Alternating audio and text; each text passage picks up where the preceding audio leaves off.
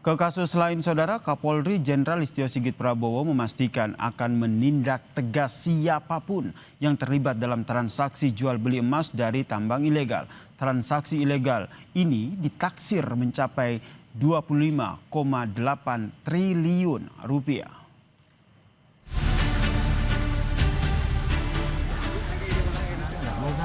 Bareskrim Polri menggerebek sebuah rumah di Jalan Tampomas nomor 3 Surabaya, Jawa Timur terkait penyidikan tindak pidana pencucian uang yang diduga bersumber dari praktik pertambangan emas ilegal.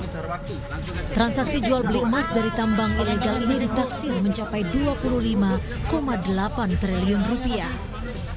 Rumah mewah ini diduga menjadi tempat untuk menampung, mengolah, dan memurnikan emas dari pertambangan emas ilegal.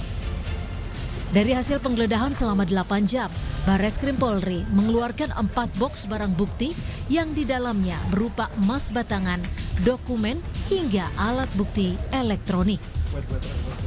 Meliputi surat, dokumen, kemudian uang, bukti elektronik, dan beberapa barang bukti lainnya yang terkait dengan dugaan tidak benar terjadi.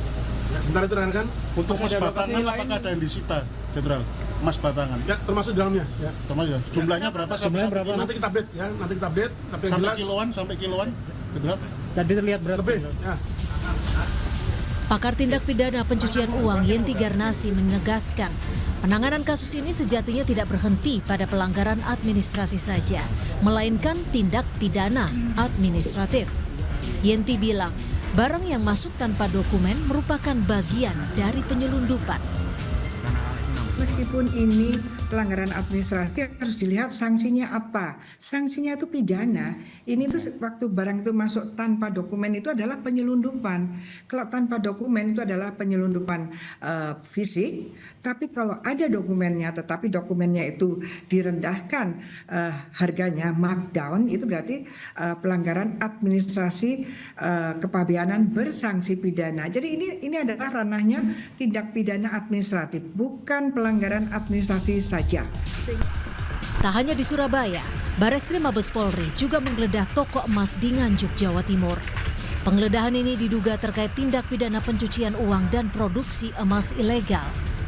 Dari hasil penggeledahan selama 16 jam, polisi mengangkut semua perhiasan emas yang berada di etalase toko. Bareskrim juga menyita sejumlah dokumen sebagai barang bukti untuk mengusut kasus pencucian uang tambang emas ilegal. Kapolri Jenderal Listio Sigit Prabowo menegaskan akan menindak tegas siapapun yang terlibat dalam kasus dugaan tindak pidana pencucian uang dari hasil pertambangan emas tanpa izin atau ilegal. Kita meminta untuk Bareskrim menelusuri dan menindak tegas siapapun yang terlibat. Oke.